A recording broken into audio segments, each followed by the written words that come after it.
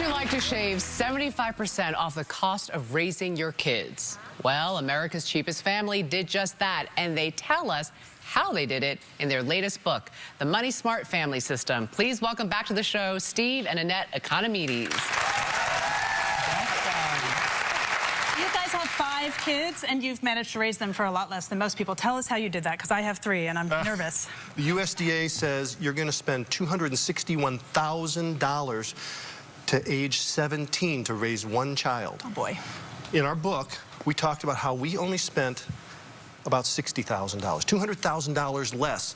And the money we did spend was used to invest and teach our kids to be financially independent. And when we were writing the book, we discovered a principle that most parents aren't aware of. And that's kind of the central crux of the book. It's called the 5-50-500 rule. And it's dangerous if you don't know it. And basically what it says is between 0 and 5, it's going to cost you $5 every time your child wants something, and you give it to them instead of finding a way for them to earn it or pay for part of it.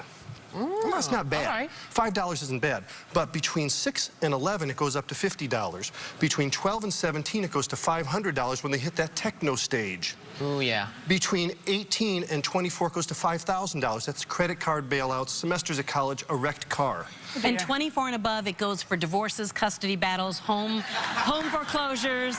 And that's $50,000. And we want to empower parents to not enable their kids, but empower their kids to avoid that and be financially independent. We need to cut the financial cord by the time a child is 18.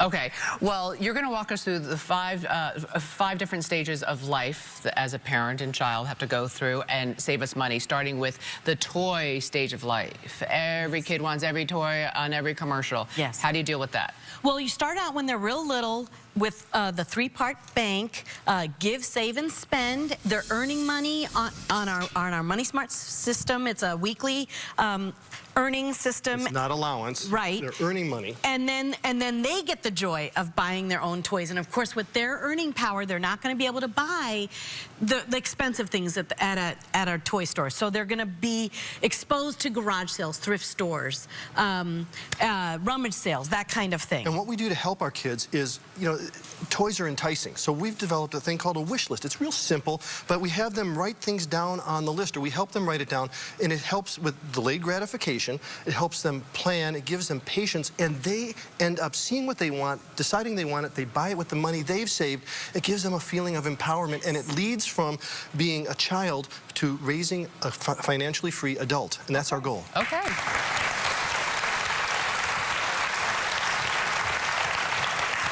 So as kids get older, they all want the latest designer. What's your advice for the clothes situation? How do we save on clothes? Okay, great question. Our kids start buying their own clothes at age 11. Oh, boy. And basically, they cannot, with the money that they earn, they cannot go and spend $200 on a pair of sneakers. So they are encouraged to shop at thrift stores, consignment stores, garage sales. Where they get the same brand names, but they're spending within their earning potential, not ours. And we encourage parents, as they're just starting out, if they've been footing the bill for everything, at this point say, look, we'll give you $30 or $50 toward that $200, whatever it is. And if you want those things, then you earn the rest to get those things. Give your sense the child of accomplishment instead of entitlement.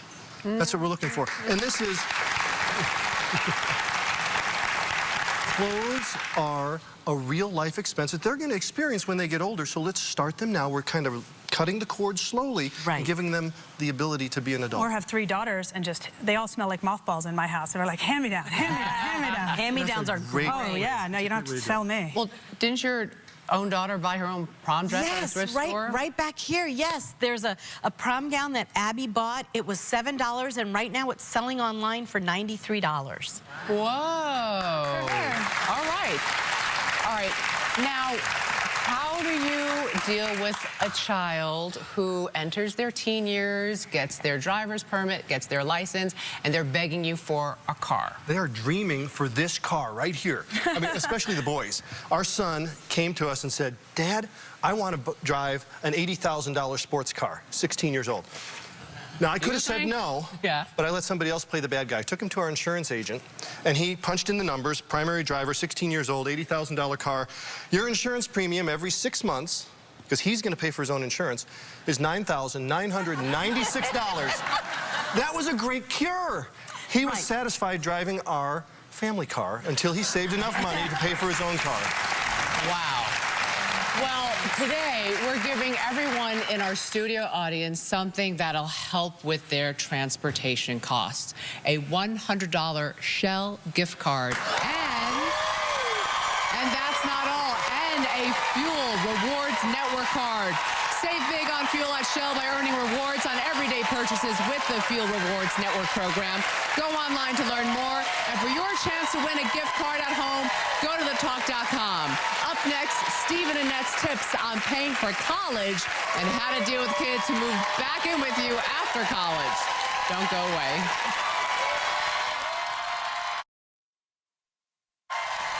We are back with Steve and Annette Economides, authors of the MoneySmart Family System. Steve, Annette, help us help families figure out how to pay for college.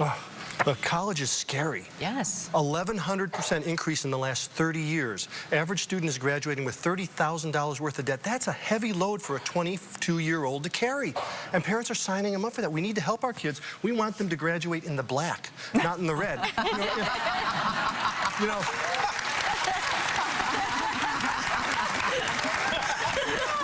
This is wild, but student debt has eclipsed consumer debt. $1 trillion in student debt.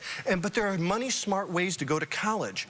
And that's what we've done with our kids. Our kids are graduating with 4-year degrees, paying about $7,500 out of their own pocket.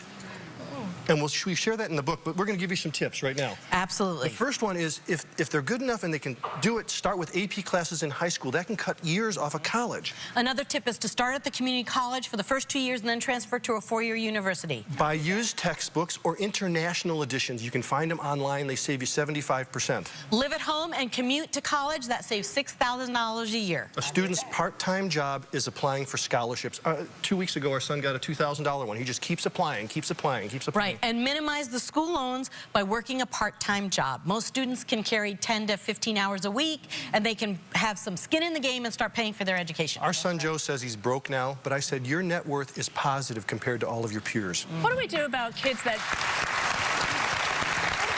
I know this is a big problem now. Kids that move home after college. So, and it's called boomerang kids, right? That's the term. How do we solve that? Right now, 60% of all parents are financially supporting their adult children.